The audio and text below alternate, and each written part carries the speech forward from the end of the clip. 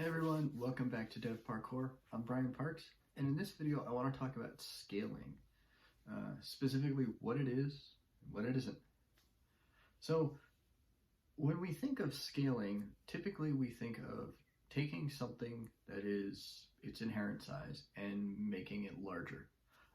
And when it comes to software, that is one aspect of scaling, right? So we might have a piece of software that runs on a single machine. We want to run it on either a larger machine or multiple machines.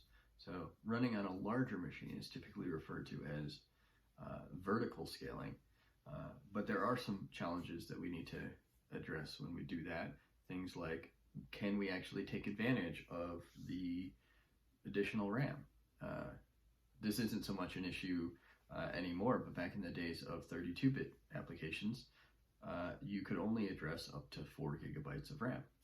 Now with 64 gigabytes of RAM, 64-bit processes, you can address a whole lot more RAM. So that's less of an issue. But more of an issue is, can you take advantage of the available cores or the available threads? Some of this might be provided by the operating system. Windows, Linux, Mac, they all do a great job of trying to give you as much computing power as they can. But depending on the sorts of things that you're running, you might put yourself in a situation where your task can only run serially. You have one big long function that is only going to run in a single thread on a single processor. If you are able to parallelize things, or let's say in the case of a web application, each request typically runs on its own thread or process, depending on the forking model, you can really take advantage of that vertical scale. Now, across multiple machines, that's typically what we think of when we're thinking about putting things in AWS or any of those cloud providers. The whole promise behind those is, hey, you could take this one tiny machine and replicate it a whole bunch of times, and then potentially auto scale is what AWS calls it. Basically say, here's the minimum number of machines, here's the maximum number of machines. Depending on load, it will scale to anywhere in that range, and you'll be able to serve up, respond to whatever traffic you need.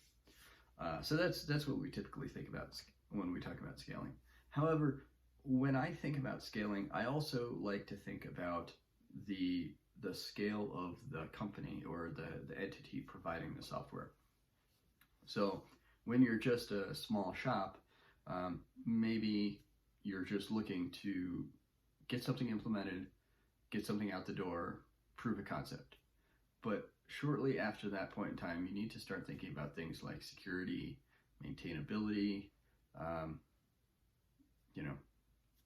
flexibility. What happens if you outgrow, you start with, some pick your cloud provider and you outgrow that and you need to go to Amazon.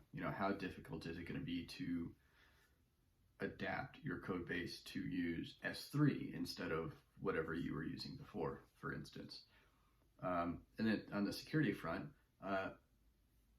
I hesitate to say you don't need to think about that until a certain point in time, because everybody is a target.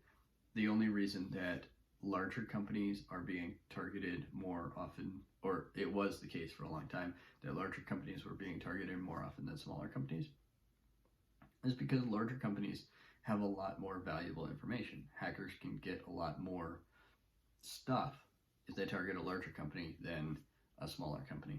However, as more and more companies are doing a much better job of defending against cyber threats and beefing up their cybersecurity, those larger companies are becoming less and less of an easy target. They're still a big target, but they're a harder target. And now hackers are starting to target smaller companies that don't have the budgets and the resources to, unfortunately, be adequately defending their cyber resources. So that means that it doesn't matter what scale you're at, you need to be thinking about security. And I like to include that in scale, because it's one of those early things that it's time to look at. So step one is proof of concept, and then step two is start talking about security, maintainability, flexibility, and what we traditionally think about in terms of scale. Maintainability is, of course, as your business starts to grow and evolve, potentially even pivot. Are your developers, is your development team adequately able to implement the changes to your software needed to follow suit with it? Ideally, it should not take them longer than a day to make a quick tweak to prove a new concept. If your bottleneck is in development, if that's preventing you from changing your market strategy, your code is not maintainable. And we can go into more depth on that in future videos, because obviously a one-day estimate for any code change is unrealistic. I can talk specifically about what I have in mind with those, this thing should take one day sort of things. And then I mentioned flexibility, mentioned security, mentioned maintainability, mentioned scale. I think that's pretty much it. There are, of course, other aspects of scaling that other people could definitely go into. If one of those is near and dear to your heart, go ahead and leave a comment down below.